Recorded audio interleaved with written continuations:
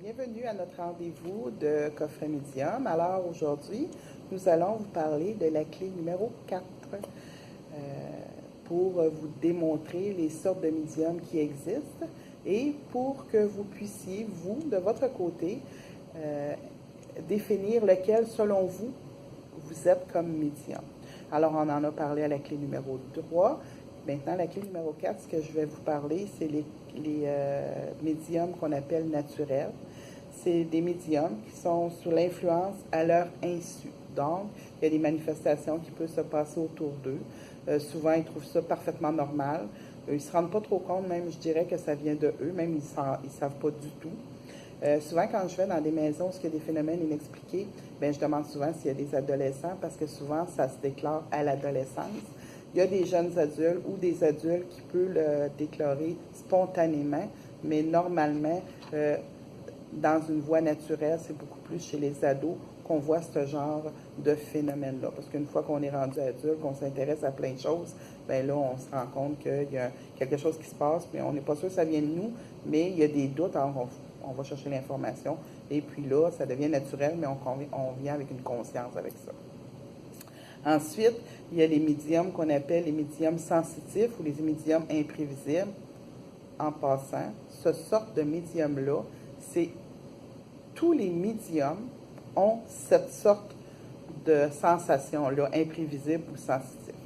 C'est une sensation qui se déclare comme un frôlement, un frisson, quelque chose qui se passe à l'intérieur de nous lorsqu'on se rend compte qu'il y a un événement ou qu'on a une prémonition ou qu'on a des flashs, mais c'est au départ, c'est la sensation du frisson ou du frôlement, ou même, je dirais, jusqu'à aller à sentir une entité qui nous souffle dans le cou.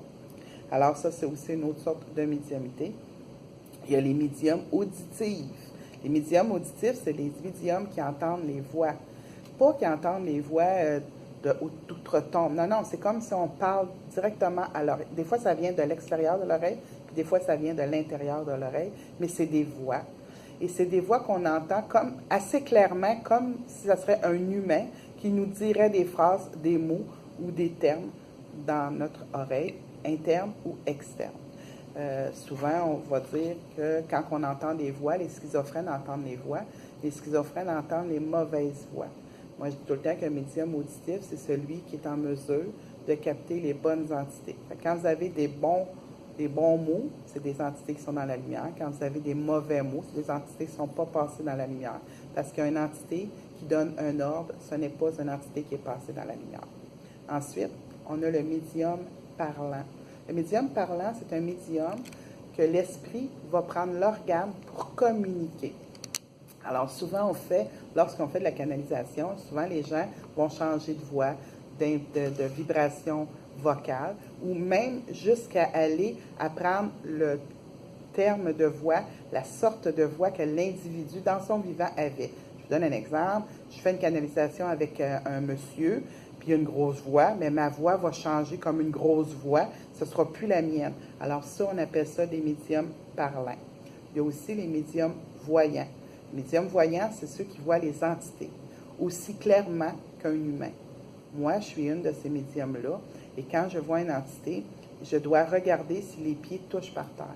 S'il flotte, on sait que c'est une entité. Si les pieds touchent par terre, donc il y a un enracinement, donc on sait que ce n'est pas un esprit, mais un humain. Et pour terminer, nous allons vous parler du médium guérisseur.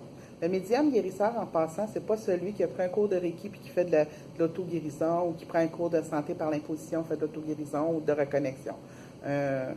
Médium guérisseur, ce serait comme un peu, je vous dirais, pour faire une comparaison, le frère André.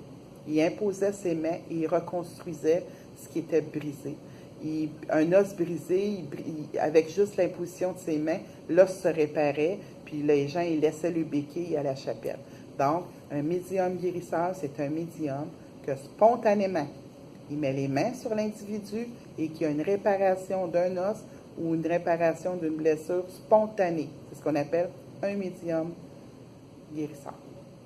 Alors, j'ai fait le tour pour la clé numéro 4 et on se revoit la semaine prochaine pour la clé numéro 5.